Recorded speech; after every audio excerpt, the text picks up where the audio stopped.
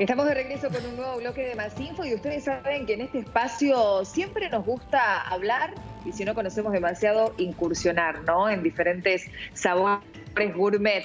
Por eso, para hablar de leche y de queso de cabra, hemos convocado a un productor que sabe muchísimo al respecto. Él es Marcelo Lisiero. ¿Cómo te va, Marcelo? Bienvenido a Más Info, un placer. No, hola, ¿cómo están? Bien, muy bien, muy bien. Muy bien. Estás en Suipacha, ¿verdad? Estoy en Suipacha, sí, estoy en este momento en la fábrica, bueno, que está muy cerquita del tambo, estamos a 100 metros de la fábrica de la sala del tambo, de la sala de orden.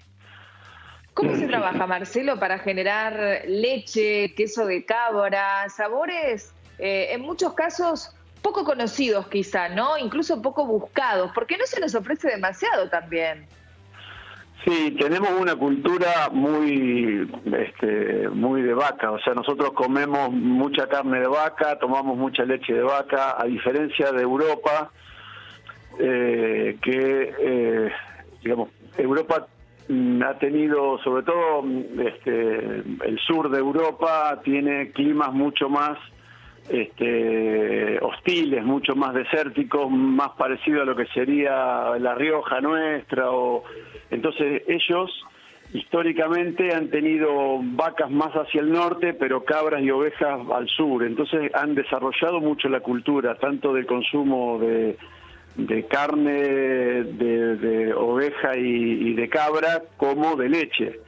En Argentina, con la pampa húmeda que tenemos, prácticamente esas actividades no se han desarrollado y la vaca ha desplazado prácticamente todas las otras ganaderías. Entonces, esa es un poco la razón por la cual en Argentina no es tan conocido ni los quesos de cabra, ni los quesos de oveja, y tampoco así, o no tanto, un poco más sí las carnes, tanto el cabrito y el cordero, obviamente son mucho más conocidos.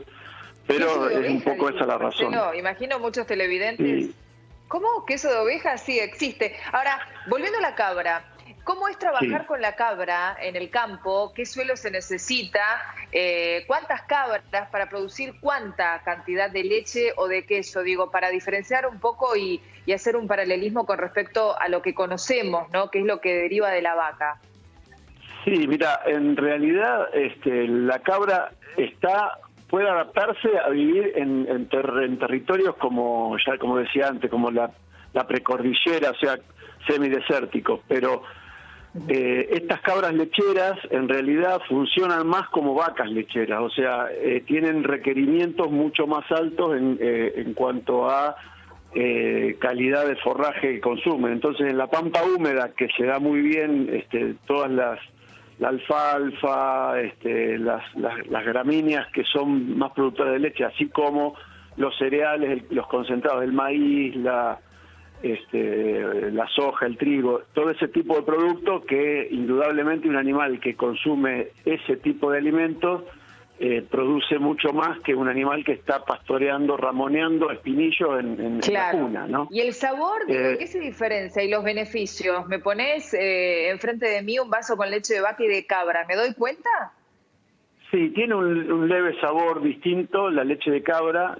No es tan distinto, pero sí tiene un toque distinto que está basado en 3 ácidos grasos que tiene la leche de cabra, y no la de vaca, que son el caprílico, cáprico y caproico, y esos ácidos grasos le dan un toque diferente, que son los que también en los quesos, sobre todo en los quesos madurados, le dan características bastante diferentes. Ahí sí, en los quesos sí te das cuenta mucho más fácil cuando son de leche de cabra a cuando son de leche de vaca, porque ¿Es más fuerte el sabor y el aroma? Es distinto, en realidad, es distinto. Los quesos son... En el norte se consume mucho más, ¿no? En el norte, en realidad, un poco por lo que explicaba al principio, como históricamente la cabra se desarrolló en lugares, en las cuencas extrapampeanas, digamos, en la región extrapampeana, en esos lugares es donde más conocidos son los productos. Ahora, lo que nosotros hicimos cuando arrancamos con el proyecto fue emular un poco lo que hace Europa, que es...